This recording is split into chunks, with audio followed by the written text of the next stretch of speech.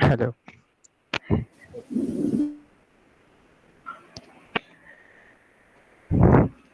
A warm welcome to this event. First of all, I would like to appreciate each one of you for taking the time to join us today during this busy vacation period. This two-day event will be led by Siddharth, who is the AML lead from S7R1, and I am Archa from S7R2. So our aim is to provide you with a solid introduction to the deep world of deep learning. We will cover the basics of Python, TensorFlow, and Capitov by helping you develop a image classification project. So we have done our best to keep it as simple as possible. So let's start.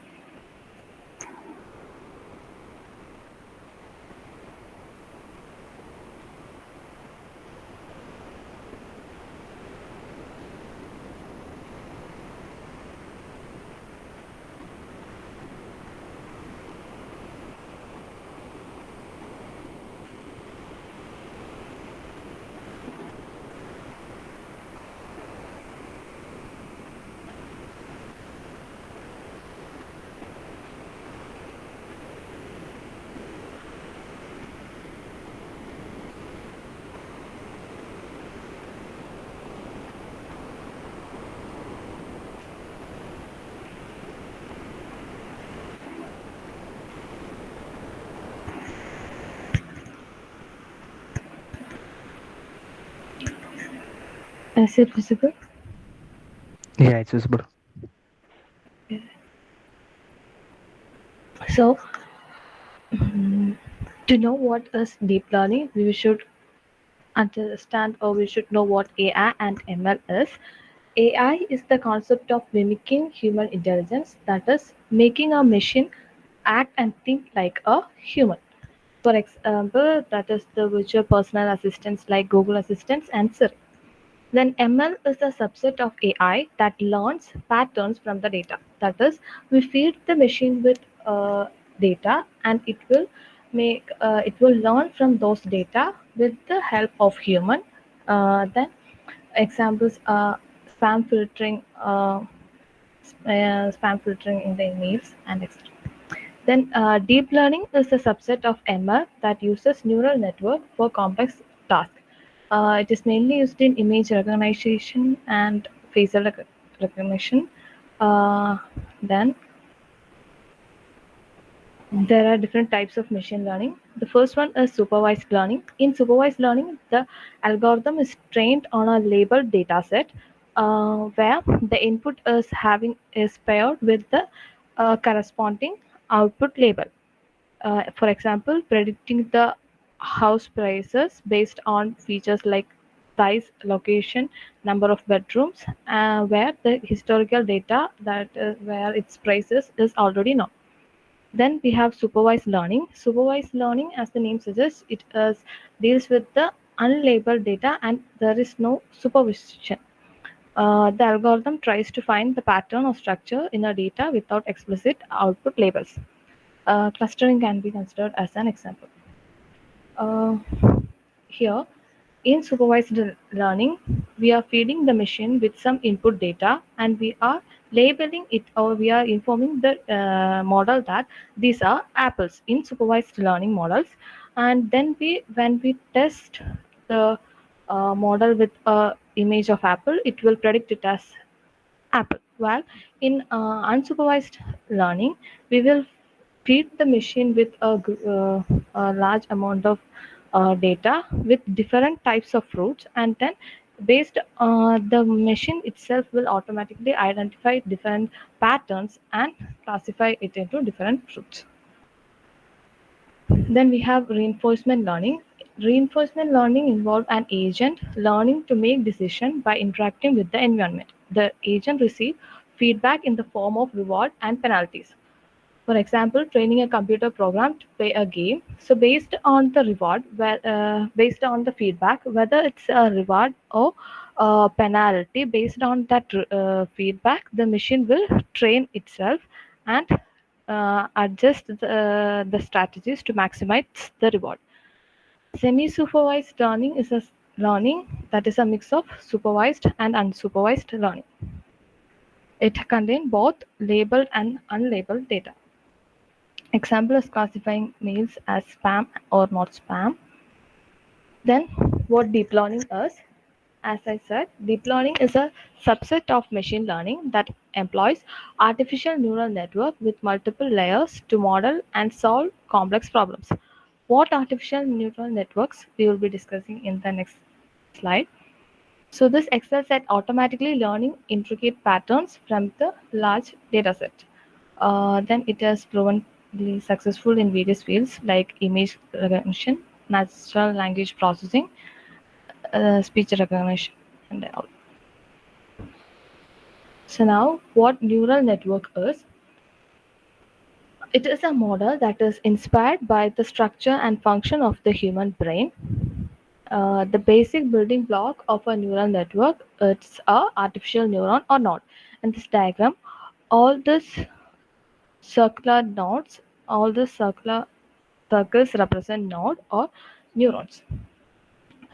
Then these neurons are organized into different layers. It mainly has a input layer and an output layer, and in between the input and output layer there can be one or more hidden layers.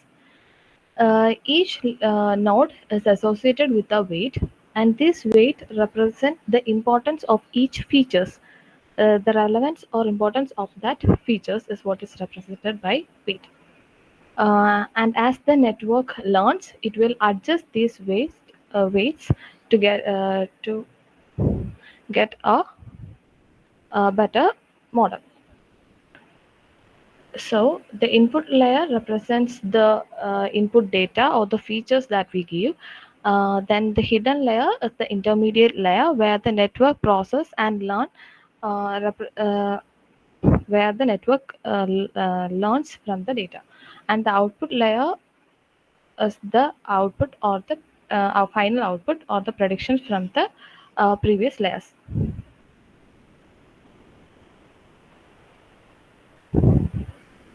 So then now we will be discussing the terms that are important in the neural network. First one is a bias. Bias can be defined as a constant that we add to the product of feature and weights. As I said, each input feature will be associated with some weight, and in the second layer, what we do, the next step is what we do is we take the summation of the product of these features and weights, and to that we will add a constant which is known as bias, and this bias will help us to shift the data. That is, if there is if even if all the input features are zero, this helps us to make predictions. Then after this summation function, what we do is then the activation function. In the activation function, that decides whether the given neuron is important, whether the neuron should be activated or not. That is, whether the neuron's input is important in predicting, uh, will it helps in making the prediction. So the commonly used activation function is ReLU activation function. What it does is it takes the maximum of zero and the input we give. If it is less than zero, then it will consider it as a zero input. Otherwise, it will take the input as such. So in this diagram, all these x1, x2 represent the input data we give, and each of this is associated with a weight, and then we take the summation of product of input feature and weight. To that we add a bias, and then it is passed to the activation function, and uh, from the activation function we decide whether that neuron is to be activated or not. Then backpropagation, it is a supervised learning algorithm that is used for training neural network. It involves two paths, that is forward pass. In the forward pass, we compute the output and an error.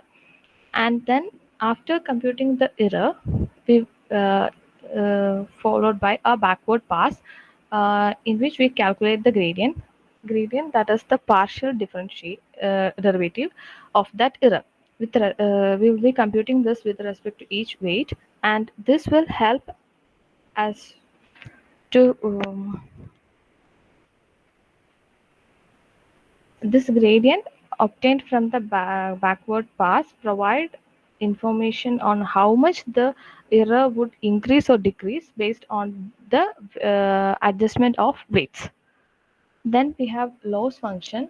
It is the difference between the predicted output of the model and the actual target value that is given from the input data. As I said, gradient descent, it is an optimization algorithm that is used for training the ANN. Its purpose is to minimize the loss function. How it is obtained is during the backward propagation, we will identify the gradient values, and these gradient values will help us to identify how the error can be decreased, or how the error gets changed based on the value of the weights we give. From there, we will adjust the values of weights to get uh, to maximize the performance of the model. The commonly used loss function or cost function is the mean squared error. Then overfitting. Overfitting is a problem that is seen in the machine learning where a model learns the training data too well, where it captures all the noise and random fluctuations in the data instead of understanding the underlying pattern. Uh, Overfitting can be considered, if we give an example, if we are attending a class test, and we have learned all the problems that the teacher have given us, and we are attending the exam, and the exam, all the questions in the exam are direct questions. There we are able to perform well, but in the university exam, where new questions or the indirect questions are asked, we are not able to correctly answer them. That condition can be compared with overfitting, where the training data perform well, but when it comes to the unseen data, it cannot perform well there. Then it can be overcome by regularization method. It is a technique used to prevent outfitting by adding a penalty term to the model's loss function. The penalty discourages the model from fitting the training data too closely, so that it generalizes the data, so it can perform well on the unseen data also. Underfitting Underfitting happens when our data is too simplistic to capture underlying pattern in the training data.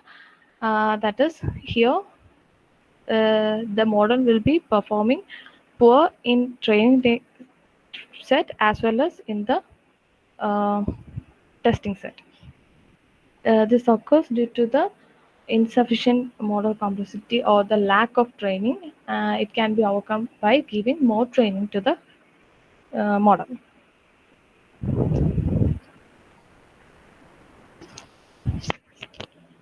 So next it is CNN or convolution neural network. It is a spe- specialized type of neural network designed for processing and analyzing structures grid data. That is, it is used for working on images and videos. So in this example, we are giving a image which contain the handwritten number 2 as the input, and this what we aim from this model is to recognize which letter is there in that image. So the input is a 28 into 28 pixel image. On the first step, what it does is it undergoes a convolution layer where we take a filter. Here, this is the filter. We consider a filter and check for that pattern throughout that image. We scan the image completely and tries to identify uh, whether there is such a pattern in the image. How it is done is If this is the filter we are taking, here we have a pattern like this. One represents the dark image, and 0 represent the light one.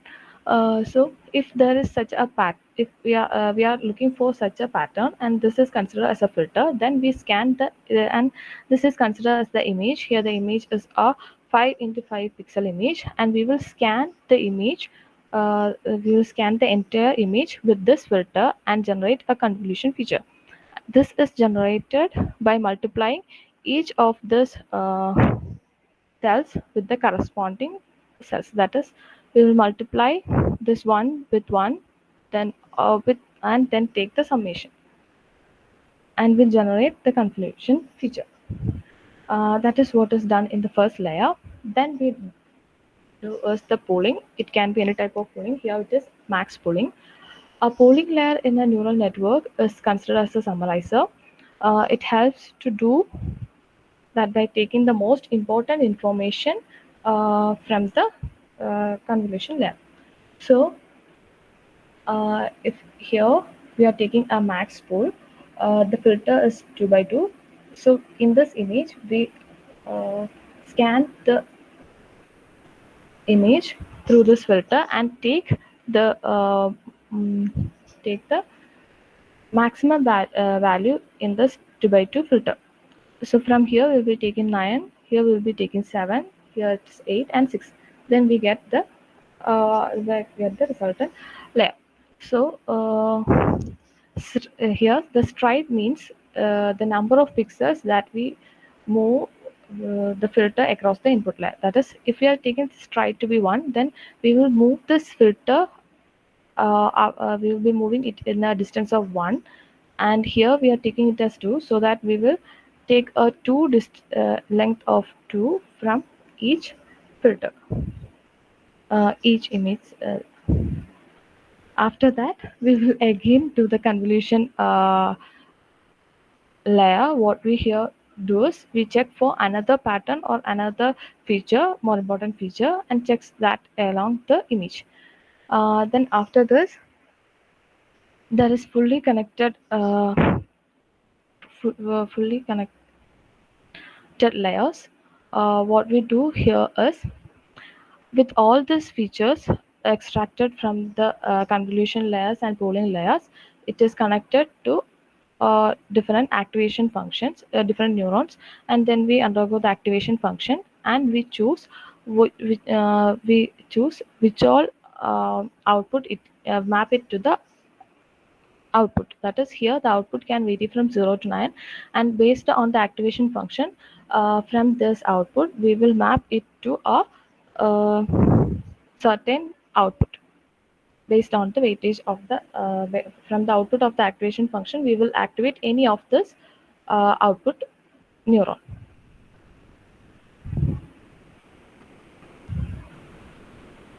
So as I said, convolution layer, it use it learned the spatial hierarchy of features from the input images. It uses filters to detect the patterns like edges, textures, shapes, etc. Then pooling layer is used to subsampling. There is maximum pooling and average pooling. Based on our requirement, we will be using any of this. Fully connected layers are the layers which is used for prediction based on the features that we learned. Then activation function is used to introduce the non-linearity between the layers.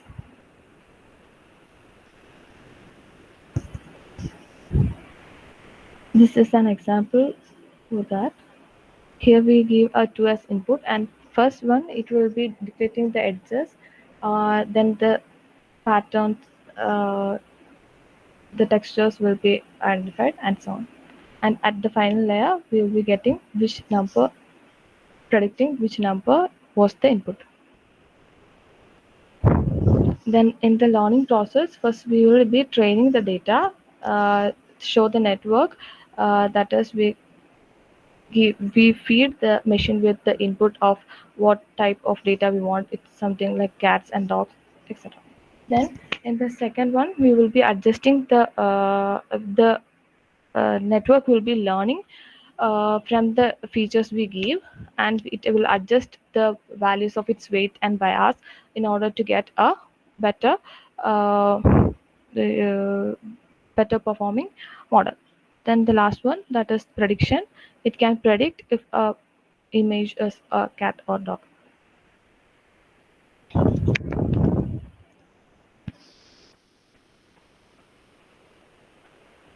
In this example, we are giving a set of data and we are labeling them and giving it to the model, and it will learn from there. And when we give the test data, it will predict whether it is a square or triangle.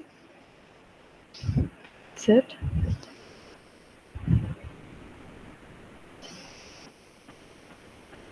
Was it clear? Is there any doubt still here?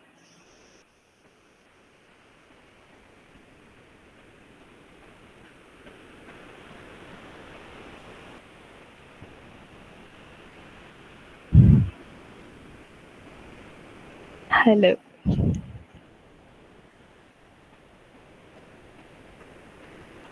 എന്തെങ്കിലും മനസ്സിലായോ? മനസ്സിലാവാത്ത എന്തെങ്കിലും ഉണ്ടോ?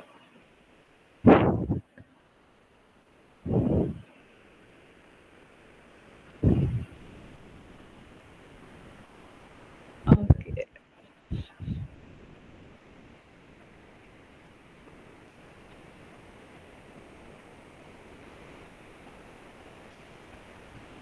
Okay. അപ്പം നമുക്ക് we can move on to the basics of Python. We'll be doing that in the collab. Hope everyone is familiar. Everyone know what collab is?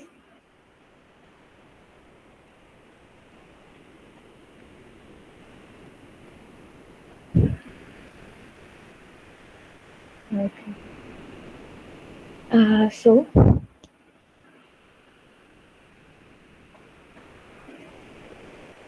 we'll be just covering the basics of Python as well as the NumPy library. Uh, in Python, Python is very simple to learn. So first we will be dealing with how we can print something to the console.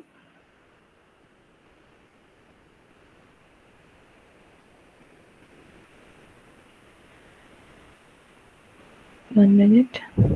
Mm.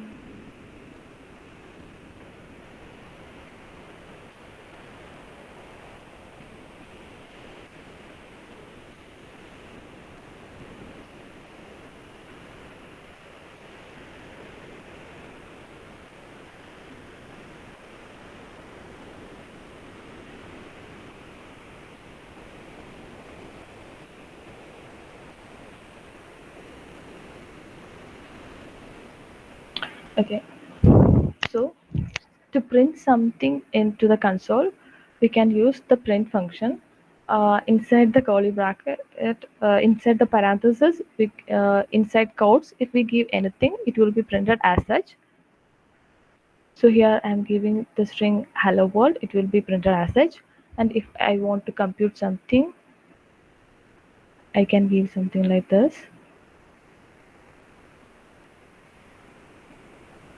If we give something inside the quotes, then that will be printed as such. And if we give something else like 1 or 2, it will be printed as here it's 1 and 2. But if we use some variables like equal to,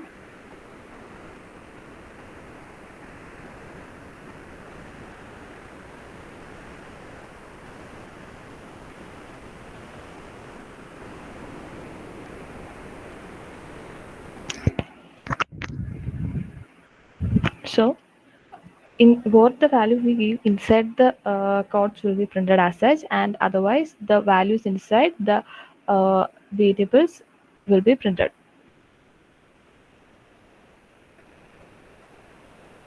For commenting, we can use a hash.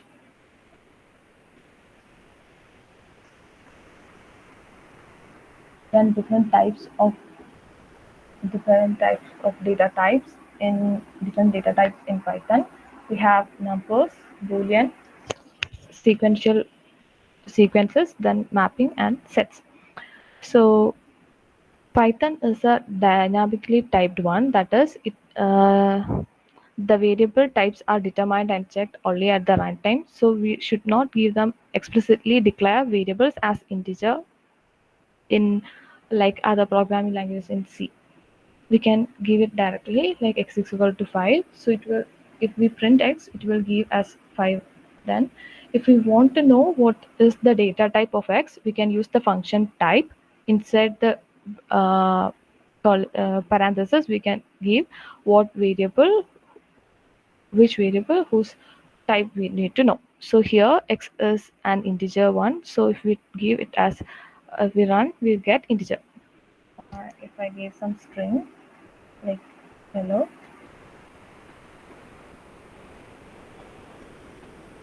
and then we give the type, it will give the output as str, that indicate it's a string. Then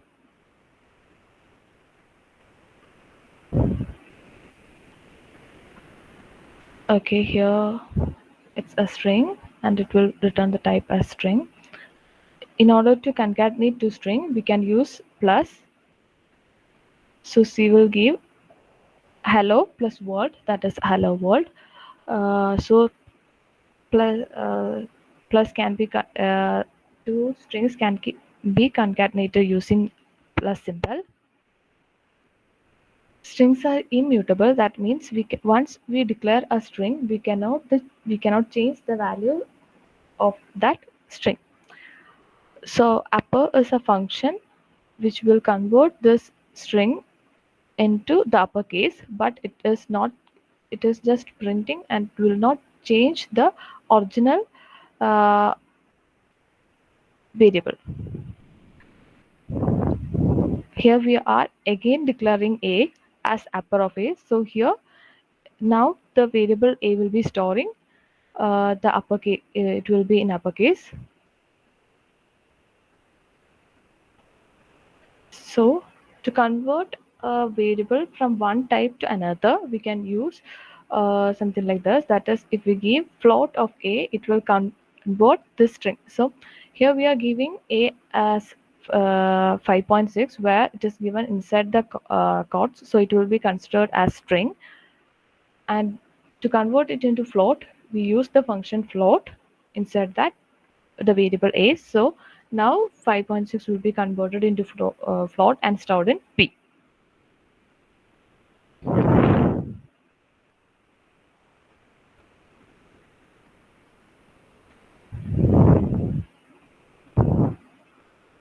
Here we declare a as true, false, and its type will be boolean. It will be considered as boolean variables, and c is of none type. Then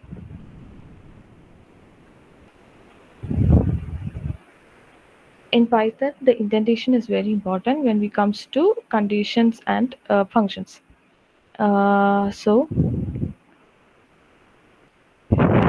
here we have if statement. In if statement, the syntax will be if, then what the condition is, then we have to use a colon, and then inside that there should be it should have a indent. It should be indented, and then we have to write what the statement or what we have to do or what we have to print. So here it will check whether a is greater than b. If it is so, then it will print greater. So here a, that is 10, is greater than b, so it will print greater. Then we have if else statement, that is, if this condition is not satisfied, then the other one will be printed, that is lesser. So here a is 3 and b is 5. When the condition is checked, 3 is not greater than 5, so it will print as lesser. So here we are, can also give if else, that is, if the first condition is not satisfied and we have to check another condition, we can use elif, that is else if, which is in Python, which is considered as elif. Then it checks whether this condition is satisfied, then print equal. So here that condition is satisfied and print equals.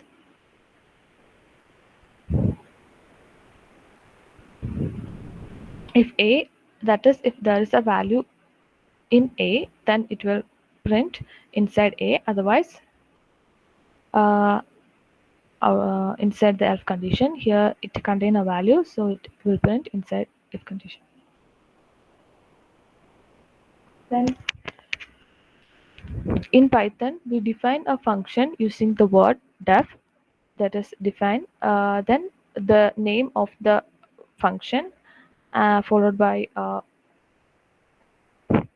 parenthesis, and inside that what are the statements, or the what are the statements that we have to execute. Here display is a function which will just print hello world, and in order to call that function, uh, we use display.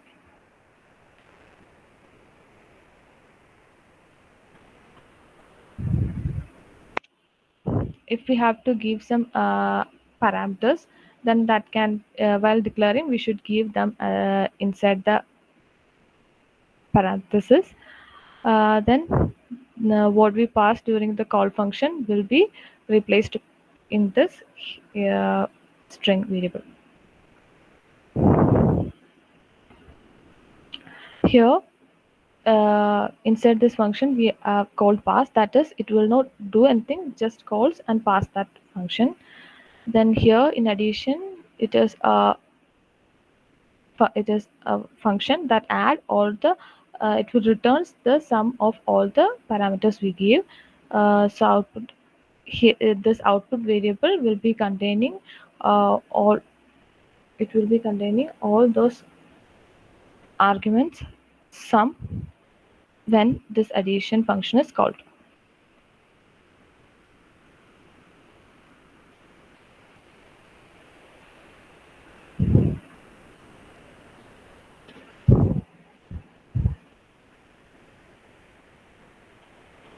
So list is a Python have different sequences, that is strings, list, and tuples. And list, it contain a series of values of different type. Then list is mutable, that is we can once, even if once we are declared this list, we can change the values, we can delete values, insert values, etc. So we are declaring this list, ls1 as 1 2 3 4 and 5. While printing we get, uh, we will be printing the list. Then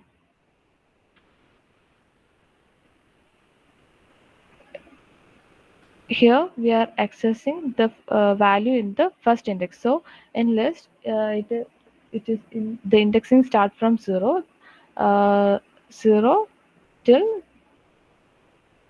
uh, the length minus 1.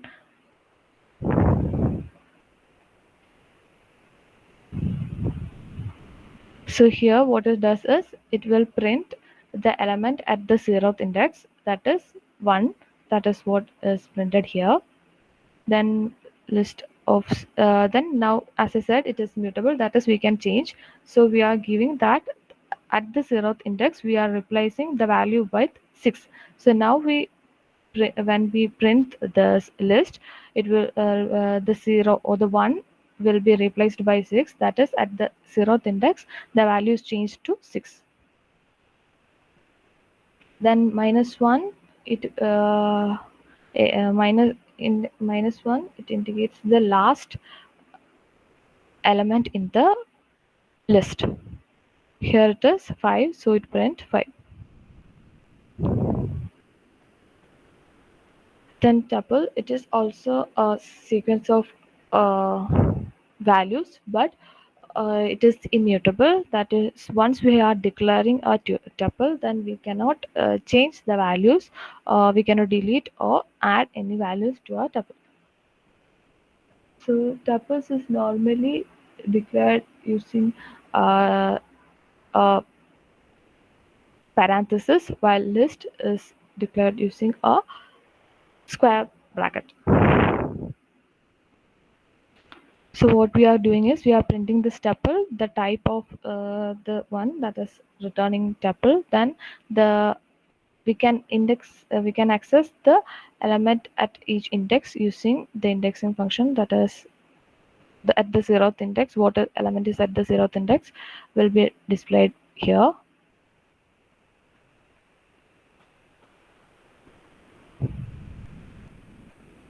Here we cannot change the value at each index, that is, as I said, this is immutable, so we cannot change this. If we give something like this and run, it will give us error.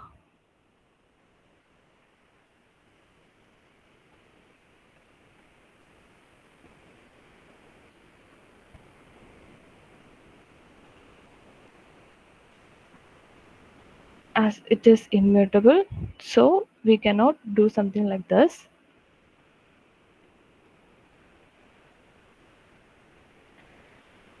Strings are also immutable, so we cannot, once a string is declared, we cannot change the values of string. That is, if here we have declared the string as hello world, where h is a capital one, and if we are trying to change, sorry, if we are trying to change this h to I, it will give a error. It's because tuple and string are immutable. That is, once we have declared them, we cannot change the values. Then len function can be used to calculate the length of the list or the list or tuple of string we have declared.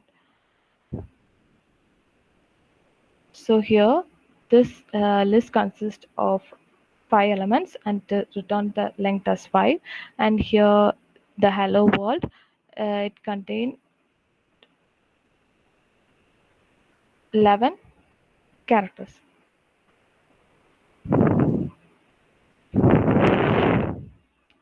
So as I said, we declare a list using the square bracket, so anything inside square bracket will be considered as a list, and if we declare it with an parenthesis, it will be considered as a tuple.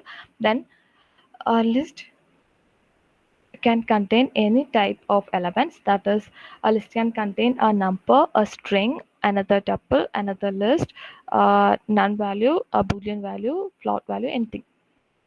That's what is shown here. Then slicing of list, tuple and string are same. Slicing means we are accessing the substrings like that. So first we are printing the list. So our list consists of 5 elements. This is the list that we have declared, and in this statement we are that is, there is a square bracket in that we are specifying only the last one, that is 4, that is, it will print all the elements till the third index. From the starting to the third index, all the elements will be printed except the fourth one. Fourth index is not included. So the value before the colon represent the starting index, and uh, the value next to the index represent the colon represent the final index before that. So here we are not giving any starting index, that is, from the first index, 0th index till the third index, all the elements will be printed. That is, here 6 is at the 0th index, then 2 is at the first index, 3 is at second, and 4 is at third index. The fourth index value will not be included here. Then on the this print statement also, we are giving it from 0 to 4, so same as before, the output will be same as before. Then we are printing from first index to the fourth, so that the first or the 0th element zeroth indexed element will not be printed, all others will be printed. In this statement, we are starting it from the third index till last, all the elements will be printed. That is, here the third index one is 4. So the output of this statement will be 4 and 5.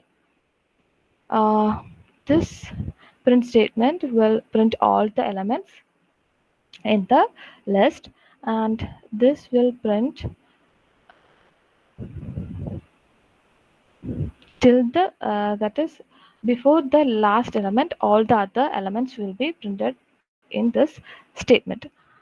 This is a pattern that we use to print the list in the uh, reverse direction. So list dot reverse will also give the will also print the list in the reverse format. The actual list was 62345, but it will, when we reverse it, it will be printed in the opposite direction.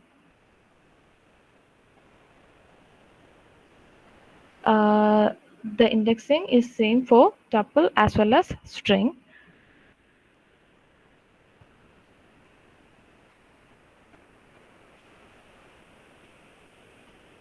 Though we have for loop as well as while loop. So in for loop, the syntax for loop is for, then the index in a particular range, that is here 0. So here the I will be taking the values from the range of 0 to 9. So this hello statement will be printed 10 times. I value will be ranging from 0 to 9.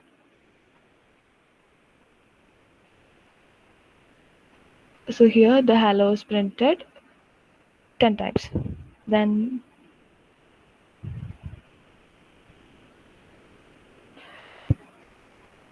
so list of range 7, it will be forming a list that will be having values from 0 to 6.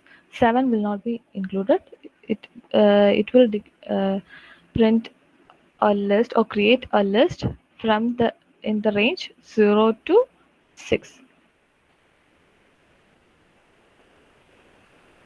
So here,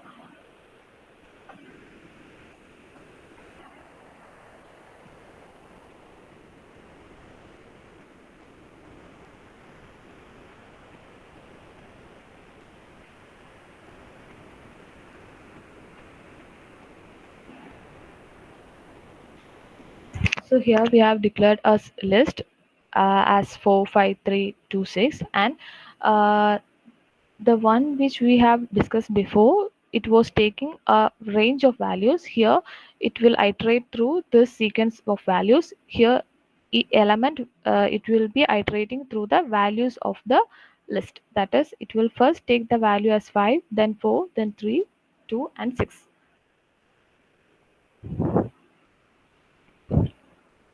Then for while loop, we have to initialize a variable, then we will be checking a condition, and then we will be updating the value of I. So here we have declared I to be 10, and while the condition is while I is greater than 0, it will print I, and this process will continue until uh, that condition is satisfied. Then after this, it means that after each print statement, I will be reduced by 1.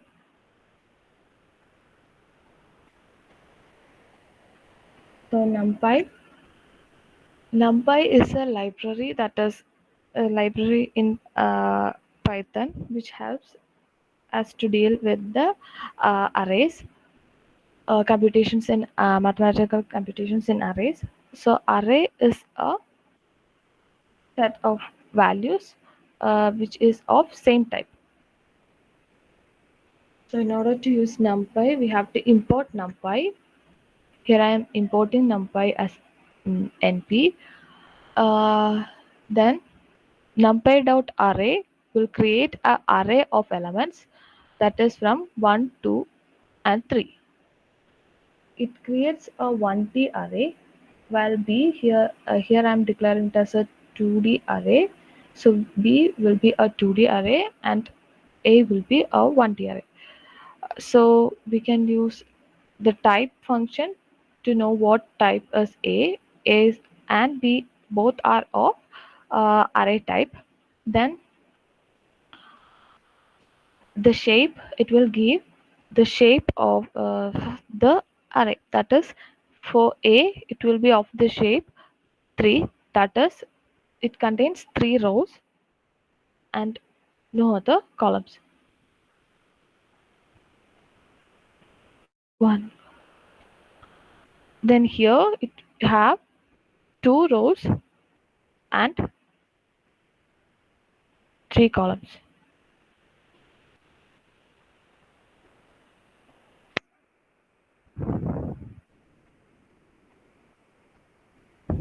So this statement, that is this represent numpy dot 0 will create 2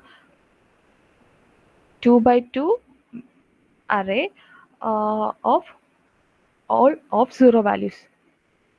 If you want an array with 1 as all its values, and here we have to specify the rows and columns, that is we need 2 rows and 4 columns, each of one will be having 1, that is by using this once function we can create a array of size 2 by 4, each will be having a value 1, each values will be of 1.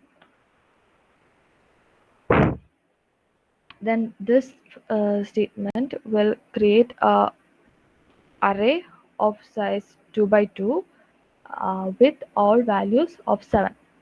All the values will be having, all the elements will be of value 7, and it will be a 2 by 2 matrix.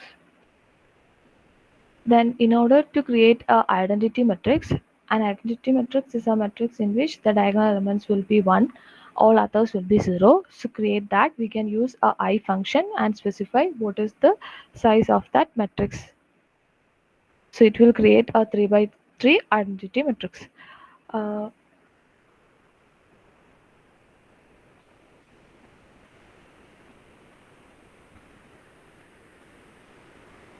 so random function will generate a value from 0 to 1. So here we are creating an array of size 3 to 3 by 2, that is 3 rows and 2 columns, and we are the values inside this matrix will be a random value ranging from 0 to 1. That is what is, when we just create one, it will be like any values from 0 to 1.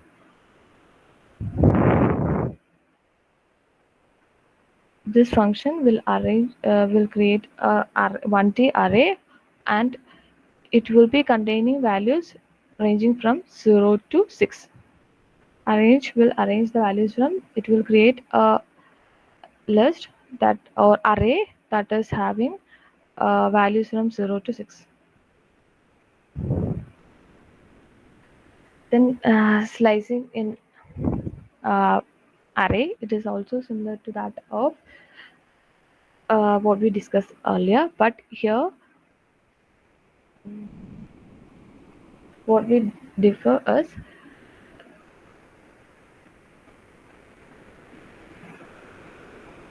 the first one will show the range of what we have to print from the rows, and second one show after the bracket, this after the comma we represent the values that we need from the column. That is, for the first one we are declaring an array of the size 3 4, that is we have 3 rows and 4 columns, that will be what is in A. If we print the 0th index of A, it will print the first list or the first row completely. If we want to access the if we want to print all the all the columns, all the elements in the first column, then we have to specify the row index will be, we have to print all the rows. So it will range from 0 to until all the values. And if we have to print the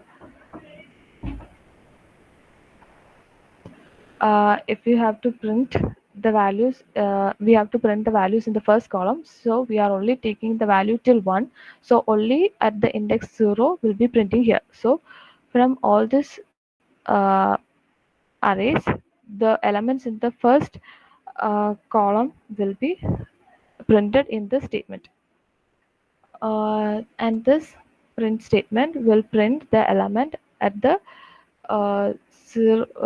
at the first row and on the fourth column. That is, 4 will be the output for this statement.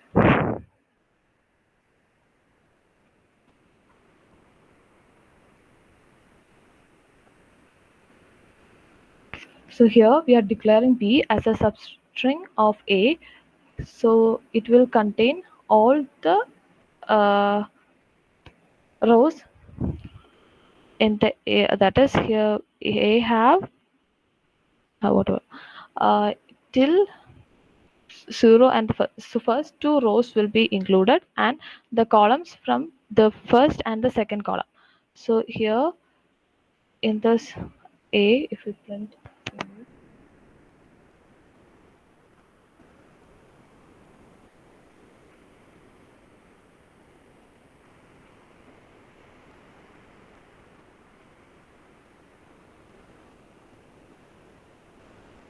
so A, it has uh, 3 rows and 4 columns. So we are declaring B, which takes all the rows except the third row. That is, we are giving the index value to be 2. So it will take the 0th row and the first row, and in columns it will take only the first and the second uh, columns. So it will the B variable will be containing 2, 3 and 6, 7 as the values.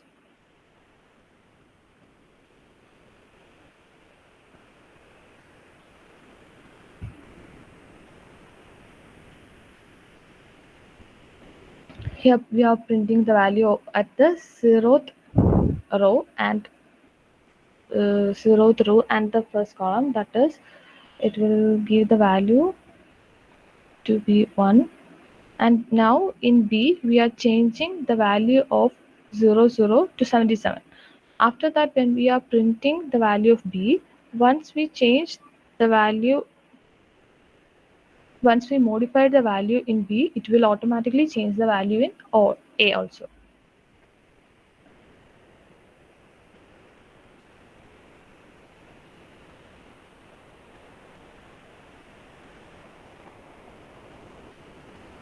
So adding a element to the array using the append function, we can add values to the values to an array.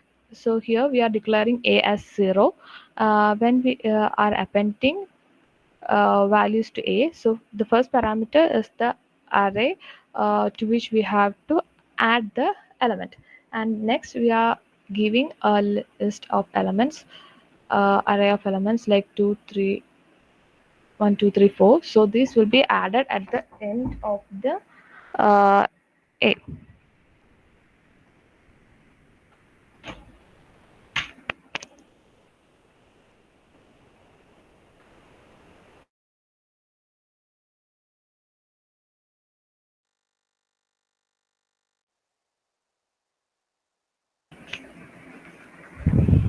So to delete an element, we can use the delete function, and we have to specify the array that we have from which we have to delete the values, and then we have to specify the values which we need to delete from the array. Then sort function can be used to sort the values in the array. That is, the actual array was declared like this, and after sorting it will be sorted in the ascending order. So sort function can be used to sort the values in an array. Reshaping an array means we are changing the values in the array to another shape. So actually the first A was declared as a one-dimensional array. It was just a single row elements, and then we are reshaping it to two rows and the five columns. So it will take first five values as the elements of first row, and next values in the next row.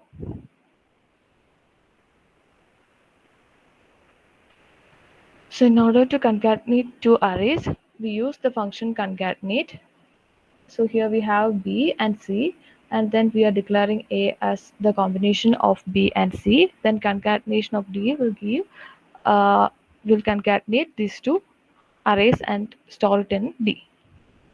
Then we can perform the mathematical operations like addition, subtraction, multiplication, division, power. Uh, we can find the maximum value, average, etc. using the corresponding functions.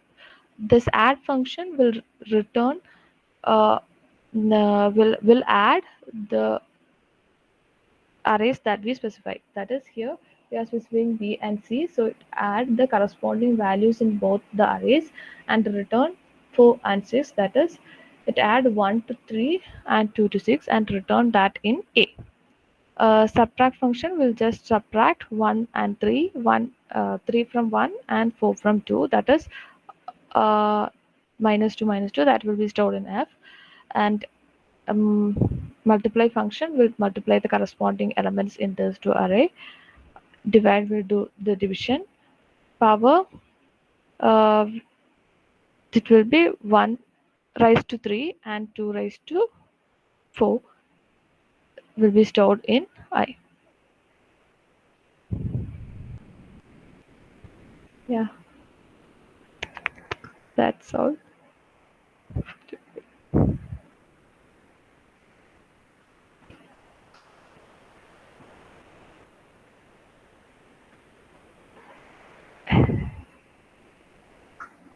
Yeah, that's it for today.